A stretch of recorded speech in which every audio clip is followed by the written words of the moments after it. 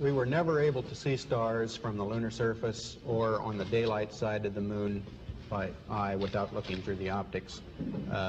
I don't recall during the period of time that we were photographing the solar corona what stars we could see. I don't remember seeing any. The sky is deep black when viewed from the moon, as it is when viewed from cislunar space, the space between the Earth and the moon. And we could not see stars. It's not a black void. I mean, it's black, but there's all kinds of little polka dots. There's all the stars there, and the cool thing is about it, you can see it during the day. And when you're in space and you're looking into deep space and you're on the sun side of the orbit, the sunlight washes out all the starlight, so you can't see any stars, just like here on Earth. There's all the stars there, and the cool thing is about it, you can see it during the day. Yeah, you can, and there's more than stars. You can see planets. You can see moons. You see the gas Magellan clouds of the Milky you Way see galaxy. the Magellanic. The sunlight washes out all the starlight, so you can't see any stars, just like here on Earth. Pretty much all the time you can see the stars. Then when you look out into deep space away from the sun, it's the darkest black you can imagine. Pretty much all the time you can see the stars.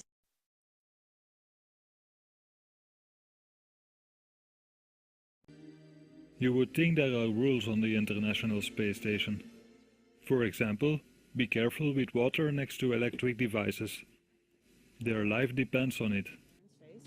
And I thought I'd show you how I do it. Let's see. To get started, these are the things I need. A bag of warm water, a little no-rinse shampoo, towel, and my comb. What I like to do is start by just putting some hot water, squirting it onto my scalp. And I have a mirror here so I can kind of watch what I'm doing. Sometimes the water gets away from you, and you try and catch as much as you can. Here I am, and I got my water. So first of all, I'd like to show you how water behaves in weightlessness, which is kind of interesting. Of course, it doesn't fall down like it does on Earth, and it kind of tends to stick to your skin because of surface tension.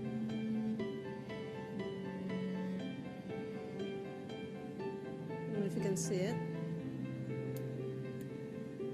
See, it doesn't really want to move away from your hand, just because of that surface tension effect. We have power bricks. You see all these things, this blue bricks for power supply. Just because it's a little bit difficult to control. So water is also very dangerous on the space station because we have a lot of electricity. So we need to be very careful not to spill it.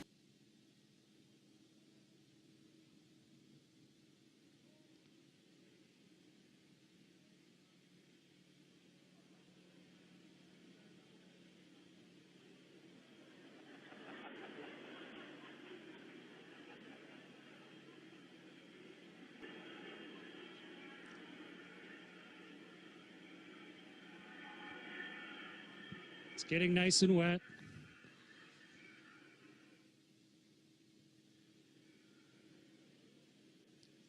I want to make sure for the experiment that it's really soaking wet. Water is also very dangerous on the space station because we have a lot of electricity. So we need to be very careful not to spill it.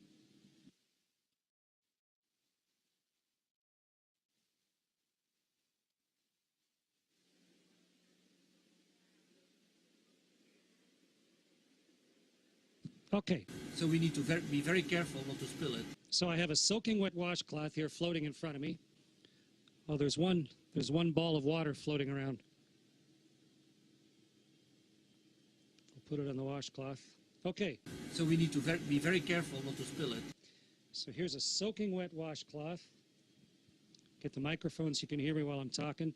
And now let's start wringing it out. Right. It's really wet.